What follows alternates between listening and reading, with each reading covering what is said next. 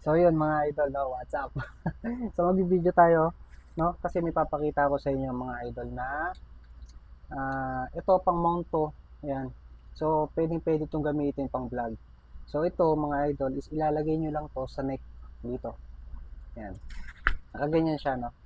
Then ngayon, ang kailangan mong gawin is yung cellphone. Lalagay mo yung cellphone mo dito, tapos yan, ganyan. So ito mga idol, ginagamit to ng karamihan. Lahat, halos lahat ng ibang nag POV na video mga idol, no? So ganito yung ginagawa nila.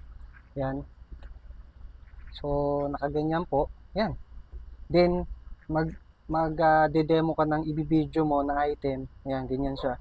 So kita yung dalawa mong kamay.